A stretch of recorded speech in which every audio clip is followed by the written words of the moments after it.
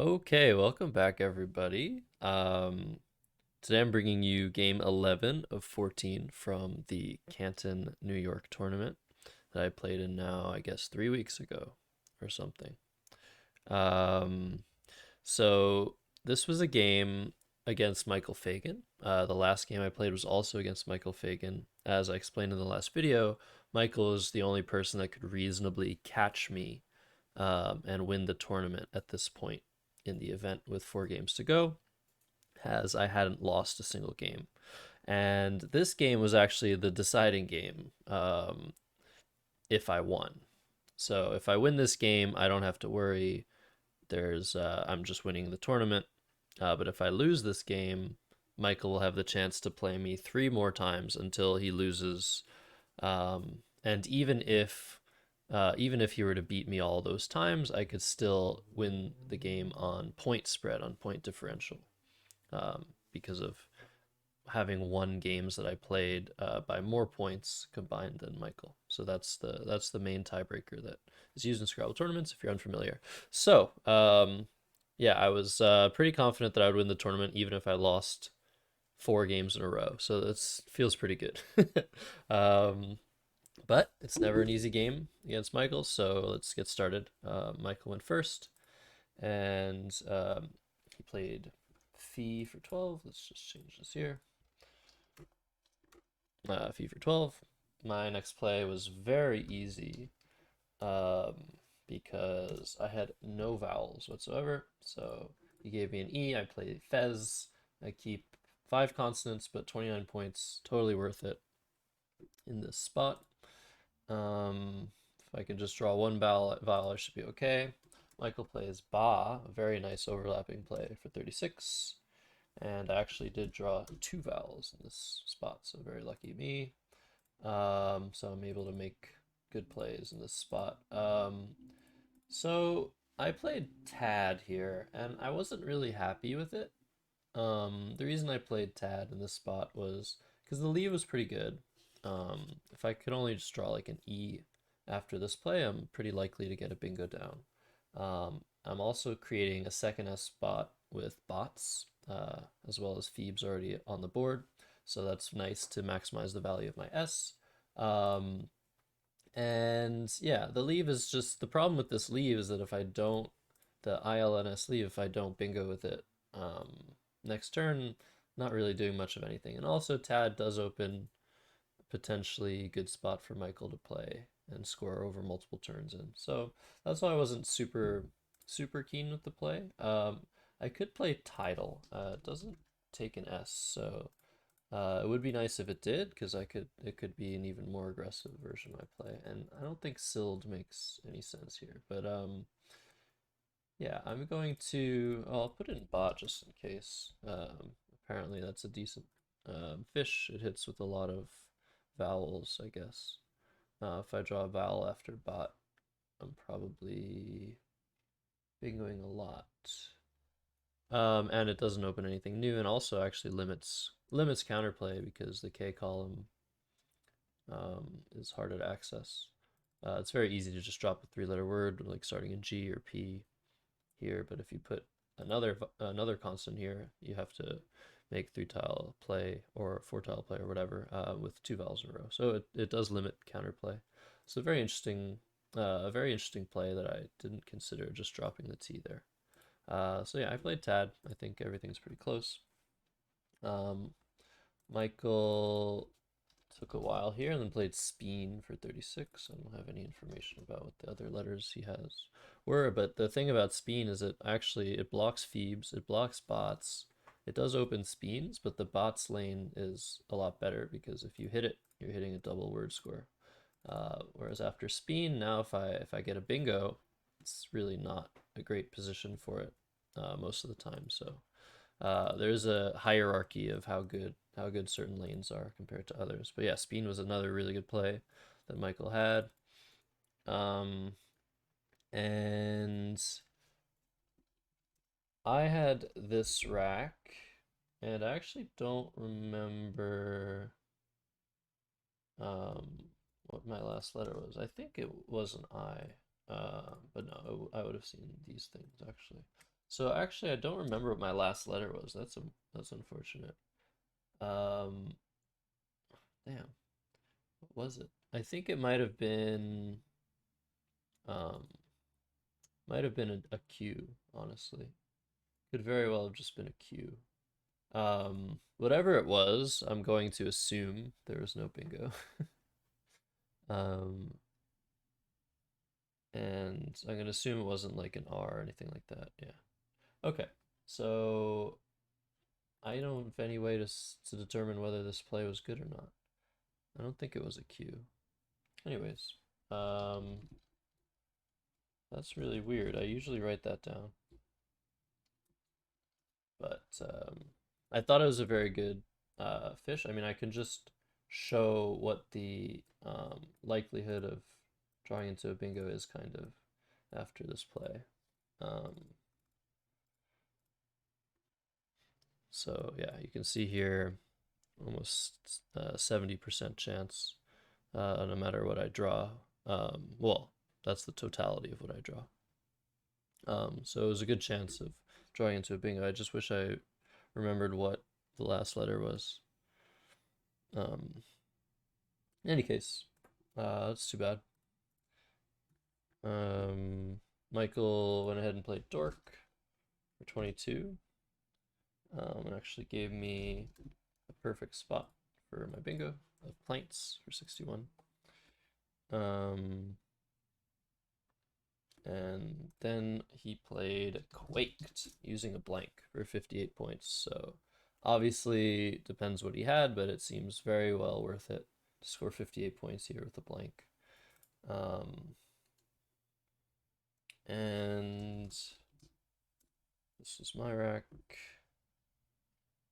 And I didn't see any like great plays here. I guess I could keep the CH combination, but this board is really low activity. There's not much that can happen on this board. And I am down a tempo. So I could do something like hemp. I could do something maybe aggressive, like if I play ME over here or over here, I'm setting up my E, and that might work out for me. It might also not work out for me. It might be really good for Michael. I saw playing hence just opened up a huge spot that I didn't want to open. And I guess I could do ream on either side. Probably not on that side. But I decided to play French. Um, I was surprised I didn't see it on the list of plays by evaluation, but it was a good way to score like 20 points, keep decently, and yeah, just scoring was pretty good. Like trying to get closer to tying the score up. Left me very flexible for the next moves as well. It does actually block certain bingos that might fit on the 7 and 9 columns, but that wasn't too much of a concern. I might even want those open being down. But wow, ME. So playing ME here is not something I thought of at all. But if I do this, like I said, I'm setting up my E, but I'm also setting up my H. It's just a question of like how likely is Michael to really like play in that spot, and I think he's just really likely to. So I don't really think the setup is worth it here, but it might be. Quackle really likes it, but yeah, I can't say I considered it. And maybe just playing EM is fine.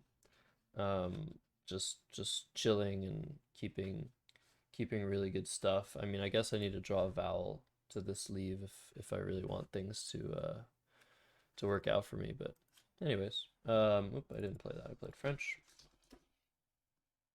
And Michael actually bingoed here. He played Naivist for 73. Um, and I was like, oof, I might be losing my first game of the tournament. Because in this position, there's not really anything I can do that's great, and I'm down like 80 points, but at least I have this play of Emu. This looks like a good play, like it looks like it really helps me out, and I will draw into some bingos after this play, but the problem is making ER Doesn't really help me at all. Like it doesn't really set anything up for me unless I draw an S for SER. ER is not very easy to overlap with bingo tiles. Um, so yeah, I mean, if you look at the unseen letters, what letter even goes there? It's just the S, and the Y. So like this doesn't actually set up a lane. That's why I almost played Amu, and I almost even played MU because it's just the lane that this sets up is so much better that it might be worth keeping two E's rather than AE. So actually, I'm liking Amu the more I'm looking at it because it really just allows me to that allows my bingos to fit basically. I might draw into fewer seven-letter words. Well, I definitely draw into fewer seven-letter words after Amu. However, they'll be way likelier to play because now I can make ear, um, EAR, and I can even overlap even further than that with EME or TUN. So yeah, this is potentially an out of the box thinking um, position that I didn't actually think outside the box, and I just like tunnel vision played this, but it might still be the best play um, because of the leave being better. And I can overlap a lot easier after Amu, but so can Michael. So this might just be giving back really nice counterplay to him instead of helping me out. So yeah, maybe Emu's still the play. Um, and I was feeling okay. And then Michael exchanged all of his letters. Um, which I thought was okay. He was going like straight for the blank, I think. He really wanted to draw that second blank and thought that if he did that, he would probably win the game. And obviously, his letters were probably not very good. Um, oops. And then I drew into this rack. And this is actually a famous rack. This is the rack that I played the word A from against Cesar del Solar. That one fateful time. A is not, if for those that don't know, A is not a valid word. Even though it is an English word, you can't play it. You have to open the game with two letters or more. And I'll put a nuance there. You can play it. It just is considered an invalid word. So it's just like playing any other invalid word. If your opponent challenges the word, then it will come off the board, even though it is a word that we use all the time. um, but yeah, this rack doesn't make a seven-letter word in the North American lexicon, so I was stuck having to fish again. Um, and yeah, if I do something like Tiniel or Elaine or something, I'm probably just I don't know. Elaine might be okay. Um, but I decided that I did some calculations, and I'll show you on my score sheet here on the top right here. 30, let's say 24 out of 53, I think. So that 24 out of 53 um, was the amount of tiles that I thought I was hitting um, a bingo with. However, you can see here there are 48 unseen tiles, so I might not have I might have failed to do some tracking there. So my math might have been off. Um, but that being said, we can just put in the play that I'm referring to that should hit that amount of time. And I played AD, which is a very aggressive fishing play. It sets up this triple bingo lane that obviously Michael will want to block. But if he isn't able to block, I'm going to be hitting a lot of words there. But he can definitely afford to sacrifice a ton of points to block this lane because he's ahead by 50 points. But if we run the simulation, it'll probably give me an inflated idea of how often I am going to be bingoing next turn. Yeah, it's saying something like 50%, which is it's probably not that high because Michael, like I said, is going to sacrifice points to block what I've just opened.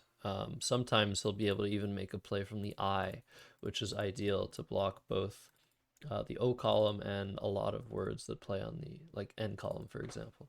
Um, so that's what Michael will be looking to do.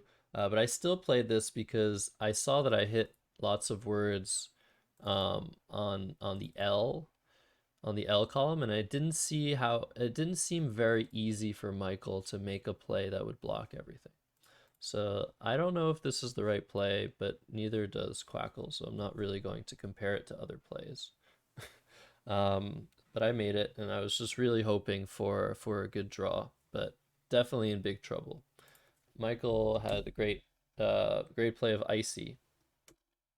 Um, oops, that really did exactly what he wanted. It blocked the triple and blocked a lot of stuff as well in the end column, like I already mentioned. But I drew the S, the only S left, which is like godsend. And basically, that was the best draw I could hope for. Probably even better than the blank because this actually scores 5 more points now, without the blank, and now I can still draw. I can still draw the other blank. And even though I'm scoring 92 points, look at the score. I'm only up 15, so I'm not even ahead. And that's how bad my position was when I fished the A off.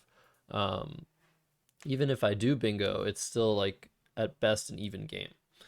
So I play this, and after a lot of thought, Michael played downtown. He saw, I think he said he saw wood nut as a possible word, but that is not a word, and he didn't play it because he didn't know if it was a word. But nutwood would have been better for 77 points. Luckily, he didn't see that or his play of Tomond, and he bingoed with downtown, which is a nice find, a nice word. Um, and now he's ahead again by significant margin. So I thought again that I was just going to lose this game at this point. But I still had some fight in me. Um, I played axial to the L, making use of. Oh my God. Did I? I missed. Oh no. It's so bad. Okay. Um, he gave me a spot for Abaxile, which I completely missed. Oh no, that is terrible. Oh. Well, I was gonna give some great justification for this play, which is a great play, except that there's a much better play. Wow. Blew the game there. Unbelievable. Okay, I played Axial. Missing Abaxile, according to me, which I very much believe that I missed that. Um, and then Michael um, played Woody through the D. So if you notice, he's played 3 Ws in 2 turns, but one of them is a blank. So he scores really well, and I decide to just play Belt here, which I think is really bad compared to just like vote. I think I totally missed this spot. Um, yeah, another bad miss. Huh. I could just play here, score even more points and get rid of my V. I really did not like the idea that I was keeping a V on my rack. So that's a big miss again. 2 big misses in a row for me in this game. For a vol. Yeah, I played Belt. And Michael played Meg, and he told me after the game, and be ready for this, guys. He told me he kept 4 eyes on his rack when he played Meg. So he decided that he really, really wanted to score those points immediately, and he didn't want me to be able to score in this spot. And I don't know, I'm not going to analyze this play. I'm just going to leave it because it's not every day you see a play that keeps 4 eyes and is actually reasonable. This play is reasonable. Um, so he plays Meg. I have a very easy play, I think, unless I missed another bingo. Um, of route. Oh, okay. He switched. Ah, he switched the blanks. Hold on again. Hold on, guys. He put the blanks here. Um, that changes a lot of things. I still missed Abaxile. He still played Woody. I still played Belt. He still played Meg, keeping 4 eyes. And I was able to score points here with Frau. There you go. It's better. 36 is better than 24. So I made this play, and I was like, okay, I'm still close. I'm still close. If he's struggling with letters, I can still potentially win this game. Then Michael played Inia, and I'm like, wow, all right. Um, I actually have a chance here. If he had something like oops, if he had something like the J on the Inia turn, I might have been screwed. Like if he had somewhere to score. But instead, it seemed like his 4 eyes finally paid off in all the wrong ways. And yeah, this gave me a pretty simple play again. I played Logia for 30 points. Not only did it look like a really good play that I might be able to win with, but also it looked like he might challenge it if it's like a very difficult end game position, or if it's an end game position that he thinks he's losing. He might also challenge it. So obviously, if Michael thinks he's losing in the end game, I pretty much trust that. Like he's pretty good at calculation. But there was the extra added value of potentially getting a challenge. And the only extra added value would be if I was losing the game, if Michael didn't challenge. But since it's the end game, he can pretty much calculate to the end, unless he makes a mistake. Maybe he like mistracked. Maybe so. This is an interesting concept. If you destabilize your opponent with a word they don't know in the end game, they might mess up and make the wrong decision regarding that word, even if someone who's like perfectly calculating everything would be able to decide whether they need to challenge the word or not, because it would cost the game if they didn't, or if it would cost the game if they did, for example. Yeah, I don't think these plays are any good. I think Logia is probably best here. I don't actually know how often it wins. I would have to go through, I think, 32 or some number of different draws, however many draws there are for me. But it seemed like I would. The important thing after Logia is if I'm threatening to play out, um, that's an extremely important aspect of the end game. I don't have to have necessarily an outplay to win after Logia, but if I'm threatening something like an outplay, or maybe if I draw the J, which he clearly didn't have, and I'm threatening some plays with the J that score too much, I can also win the game. So I played Logia, and that's not his rack. He had this rack. And so I draw the J, and I'm like, oh gosh, I didn't draw a vowel. But then I'm like, wait, I have many spots to score with the J, and Michael has terrible letters. I think I'm winning this. And so Michael held the play and calculated, and eventually he challenged Logia because he realized that he could not win in the end game. Now, to mention something interesting, if he plays Uri and I do not see Jerd, and I play Joe, he actually wins the game after Ire. He wins by 2 points, and he calculated this. But he saw Jerd and was really upset because Jerd is a relatively new word. Um, I think it might have been added in 2018. But he was upset that Jerd was now a word, because if it wasn't a word, he would win. He would win this end game. So he calculated it all to the end. I did see there was potentially some complications if he played Uri, or if he played. I was looking at a line where he played XI. Um, I played JO. He played Uri. and I get into this position where, okay, this actually wins the game. I think I calculated that. But he has this really cool outplay of downtowner. And the reason he plays XI is to block Jerd, of course. So I looked at this line and I wasn't totally sure that I was winning. But this requires seeing and knowing downtowner, so I was fairly confident. And I also realized that if indeed he played XI, that it's better for me, I think, to play JO here instead, um, to block Uri. And now he has to play Ire for 21, and again, it's just a better line for me because he's scoring less. Then he goes out, and yeah, I win by 10.